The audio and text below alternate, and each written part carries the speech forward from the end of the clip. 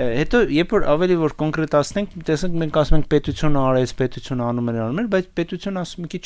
անորոշ է։ Կոնկրետ մարդիկ կային, չէ՞, որոնք դրանով զբաղվում են։ Այդ ագիտատոր կոչվածները։ Կուզենամ մի քիչ իրանց մասին խոսես։ Իհարկե, հստակ ամեն մի գործարան, ամեն կոմբինատի աշխատակի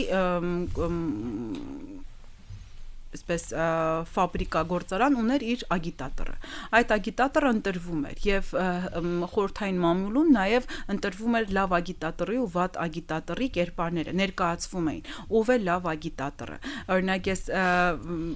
վերջի իմ հետազոտության մեջ ներկայացնում եմ ինչպես է օրինակ խորհրդային Հայաստան թերթում ամսագրից մեկ համարներից մեկում ներկայացվում Ալավերդու մսի կոմբինատի լավ ագիտատորի կերպարը ու հստակ անուն ազգանունով նկարով դրվում է այսինչը լավ ագիտատոր է, ինչու որովհետև սիստեմատիկ կերպով հաճախում է թատրոն, ունի բլոկնոտ, նշումներ է անում եւ բանի ժամանակ, այդ հանգստի ժամանակ իր գրանցած բոլոր մտքերը կիսում է աշխատակիցների հետ, հա, այդ պրոլետար դասակարգի հետ, այսա լավ ագիտատորն է, որը կուլտուրական մարդ է, հաճախում է թատրոն, կինո,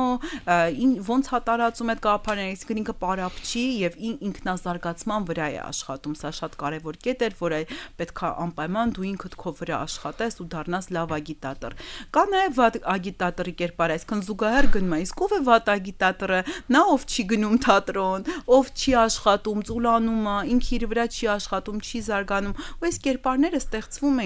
ստեղծվում էին կերպարներ խորհրդային մամուլում, օրինակ լավ աշխատող մշակույթի տան ու վատ աշխատող մշակույթի տան, ու այդ բոլորը բացահայտվում էին այդ կերպարները ստուգատեսների ժամանակ 30-ականներին